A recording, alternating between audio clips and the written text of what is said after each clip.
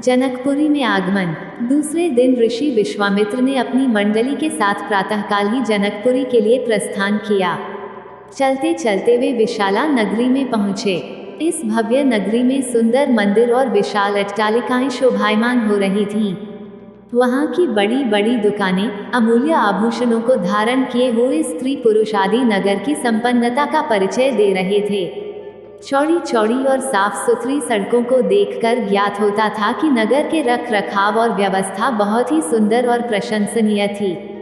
विशाला नगरी को पार करके वे सभी मिथिलापुरी पहुँचे। उन्होंने देखा कि नगर के बाहर सुरम्य प्रदेश में एक मनोहर यज्ञशाला का निर्माण किया गया था और वहां पर विभिन्न प्रांतों से आए हुए वेदपाठी ब्राह्मण मधुर ध्वनि में वेद मंत्रों का सस्वर पाठ कर रहे थे। शोभायुक्त यज्ञ मंडप अत्यंत आकर्षक था, जिसे देखकर राम ने कहा, हे गुरुदेव, इस यज्ञशाला की छटा मेरे मन को मोह रही है और विद्वान ब्राह्मणों के आनंददायक मंत्रोच्चार को सुनकर मैं पुलकित हो रहा हूँ। कृपा करके इस यज्ञ मंडप के समीप ही हम लोगों के ठहरने की व्यवस्था करें, ताकि वेद मंत्रों की ध्वनि हमारे मन मानस को निरंतर पवित्र करती रहे। जब राजा जनक को सूचना मिली कि ऋषि विश्वामित्र अपनी शिष्यों तथा अन्य ऋषि मुनियों के साथ जनकपुरी में पधारे हैं, तो उनके दर्शन के लिए वे राजपुरोहित शतानंद को लेकर यज्ञशाला पहुँचे। पाद्य अर्घ्य आदि से विश्वामित्र जी का पूजन करके राजा जनक बोले, हे महर्षि, आपने यहाँ पधार कर और दर्शन देकर हम लोगों को कृतार्थ कर दिया है।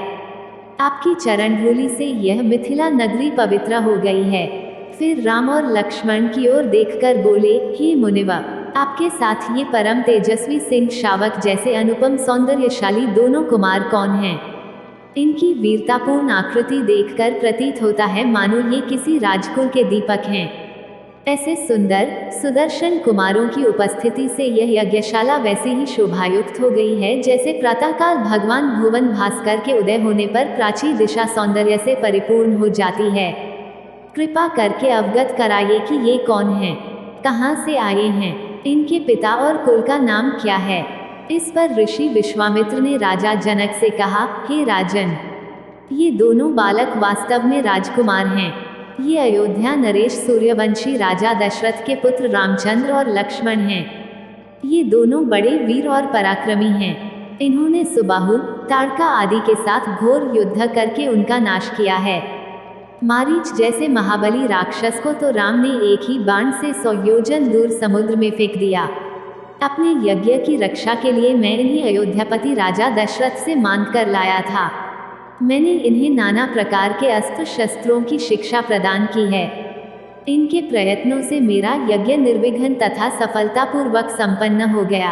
अपने सद्व्यवहार, विनम्रता एवं सौहार्द से इन्होंने आश्रम में रहने वाले समस्त ऋषि मुनियों का मन मोह लिया है।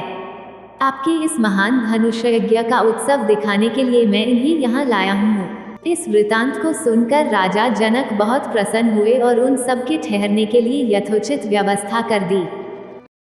इसके आगे की कहानी आपको आने वाली अगली वीडियो में देखने को मिलेगी। यह वीडियो देखने के लिए धन्यवाद दोस्तों।